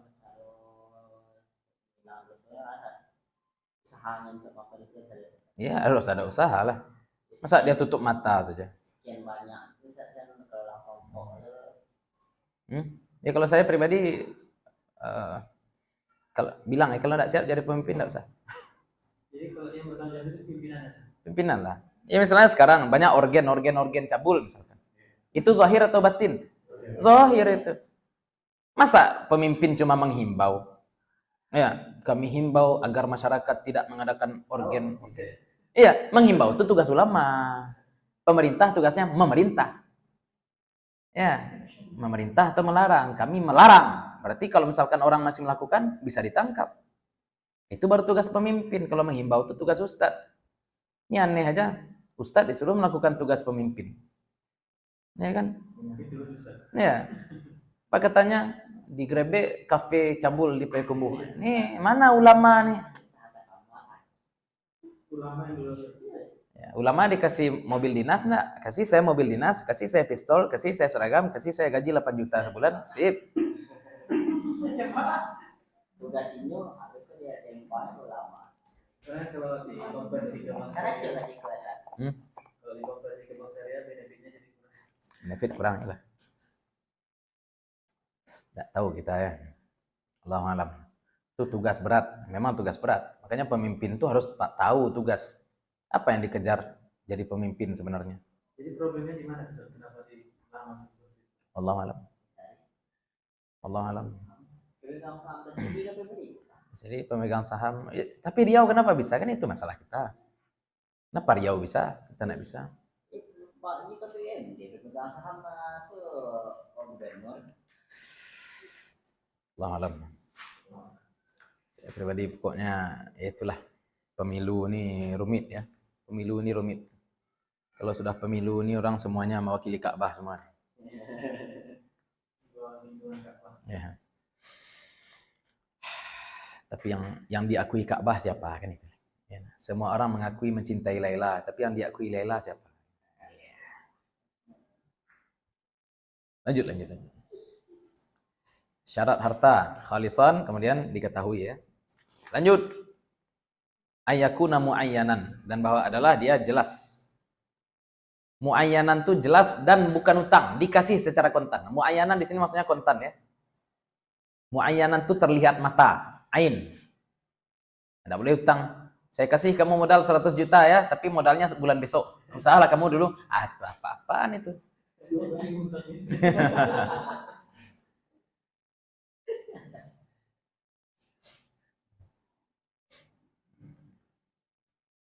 Syurutu amalil qirat, syarat amal qirat. Kaunuhu tijaratan, adalah dia jual beli. Nah, maka investasi pertanian tidak boleh. Ya, ini mazhab Syafi'i ya. Kalau dalam mazhab lain boleh, wallahu alam. Saya tidak tahu. Kita modali orang untuk nanam cabai itu kan modal juga sebenarnya tuh. Boleh enggak? Wallahu alam mazhab lain. Kalau dalam mazhab Syafi'i enggak boleh. Mesti apa? Tijarah. Tijarah. Mesti jual beli. Bukan peternakan, bukan yang lain-lain. Pertanian enggak boleh. Ya, ojol enggak boleh. Kenapa? Karena ghorornya banyak pertanian. Nah, tijaratan wa alla yudayyiqahu 'alal 'amili, dan bahwa tidak dia persempit atas pekerja, tidak dia batas-batasi pekerjaan atas pekerja. Jangan persempit. Ya. Ya, saya pinjamkan kamu duit 30 juta untuk usaha jual baju. Enggak harus jual baju. Pokoknya untuk usaha terserah.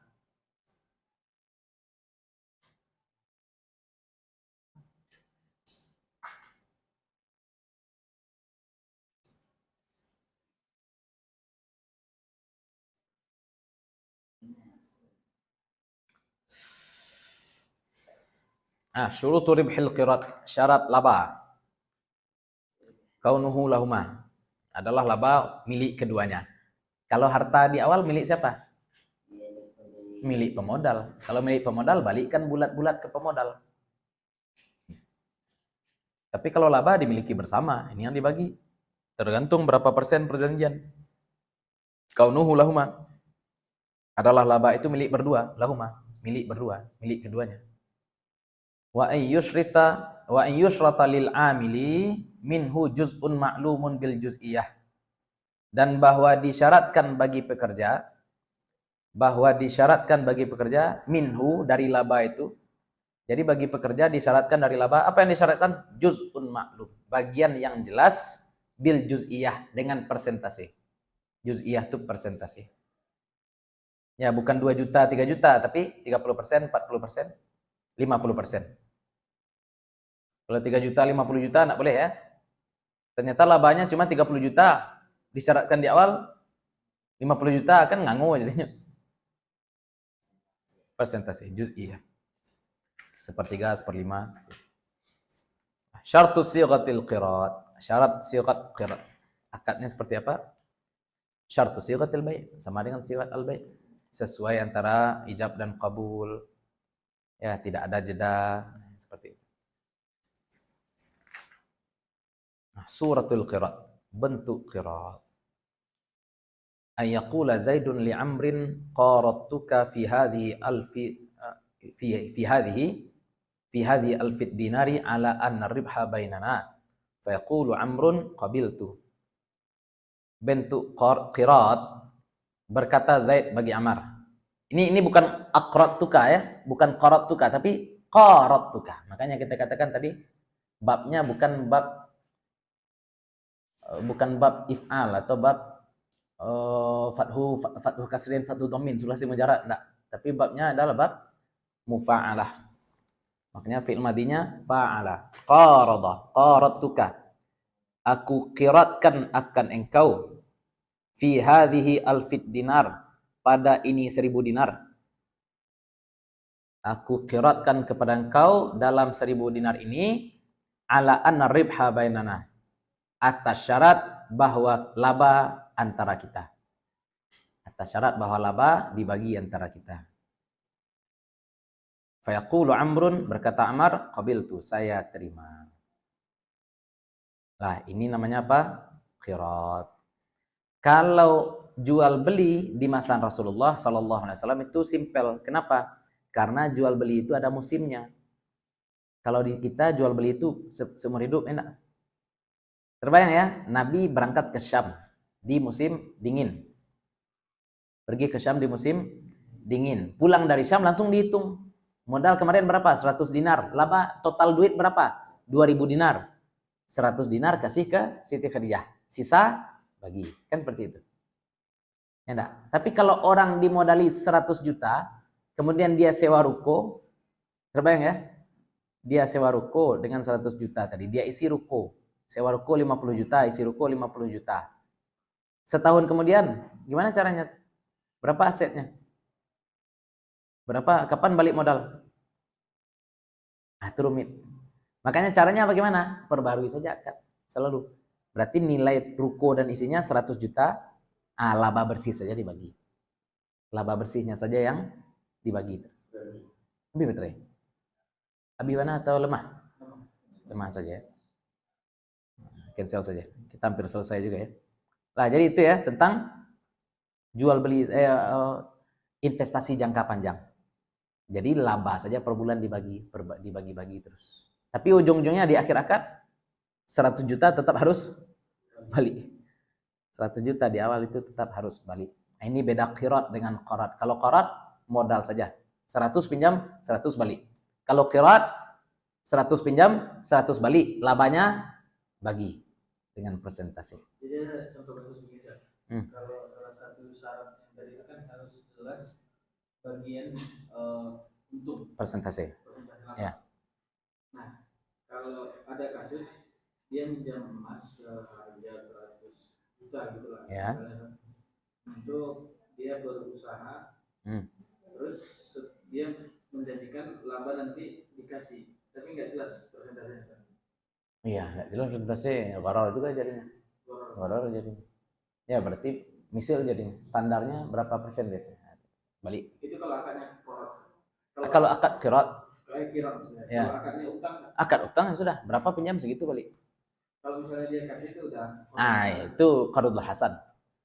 Qardul hasan. Dia utangnya utang biasa. Ternyata dia pakai untuk usaha. Berlaba, pas dia bayar utang kepada kita, dikasihnya bonus. Itu namanya apa? Qardul hasan. Jadi yang kirot ini harus jual beli. Tapi kalau misalnya bisnis lain, misalnya dia pemborong, itu udah Pemborong rumah misalkan. Jalan. Ya bukan jual beli itu. Itu bukan jual beli. Tapi ini mazhab Syafi'i ya. Ini mazhab Syafi'i. Mazhab lain boleh jadi ya. Asal usaha itu mendatangkan laba kan enggak masalah sebenarnya ya secara konsep. Kalau dalam mazhab Syafi'i ini kan terlarang sebenarnya nih. Ini kan terlarang sebenarnya. Dibolehkan dalam tijarah gitu istilahnya. Tapi kalau konsep usaha kontemporer, semua usaha yang mendatangkan laba seharusnya sama dengan tijarah. Tapi saya tidak berani katakan itu mazhab Syafi'i.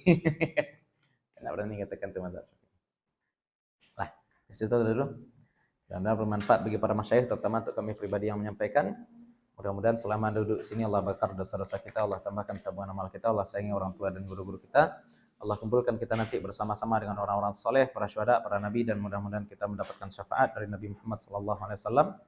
Mohon maaf kalau ada yang salah, ada yang kurang, ada sesuatu yang tidak kami letakkan pada tempatnya. Assalamualaikum warahmatullahi wabarakatuh.